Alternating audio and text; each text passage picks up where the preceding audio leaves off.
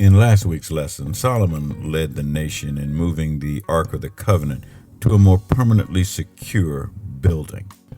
Like his father, Solomon used every opportunity to build unity among these disparate, divided tribes within Israel.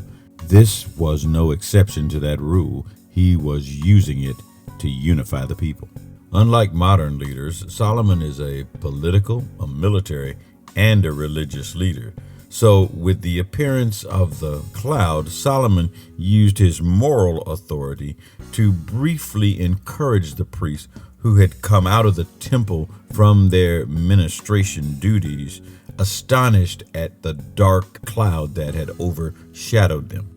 But let's don't forget, Israel had a history of God and clouds. It was a cloud that led Israel in the desert. God's presence and his favor upon Israel had presented itself in the shape of a cloud.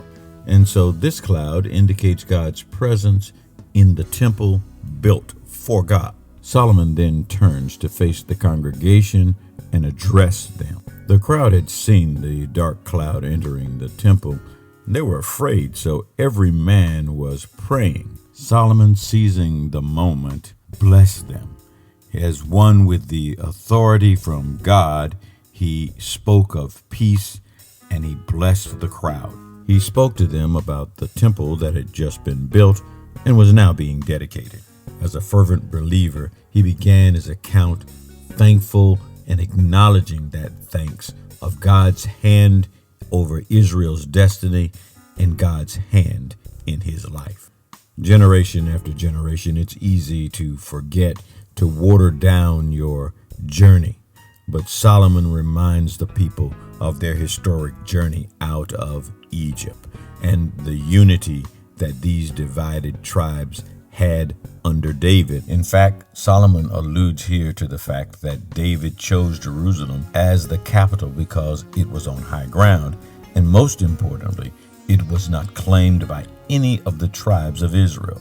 Thus, all the tribes could feel an equal ownership in Jerusalem. Invoking the name of David, he reminds the nation of his father's desire to build this national symbol of unity and this national religious center.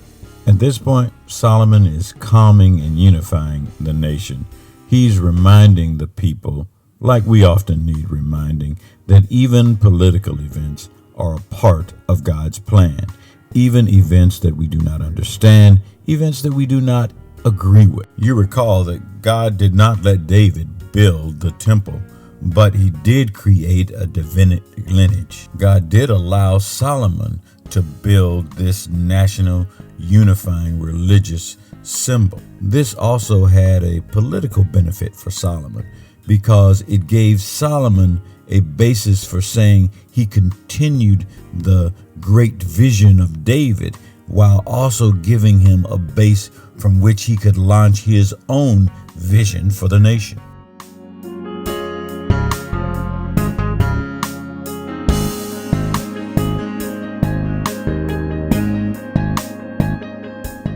From his religious role, Solomon reminds the nation that this was a part of God's promise and God's plan for the son of the great king to rise up and complete the work of his father.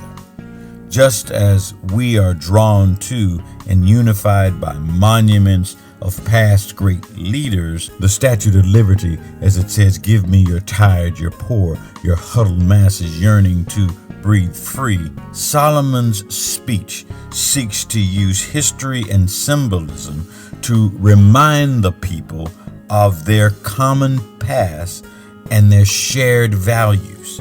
The only way any organization, even a church, moves forward is for the organization to unify behind shared values, their common struggle, and their shared hope for a brighter future.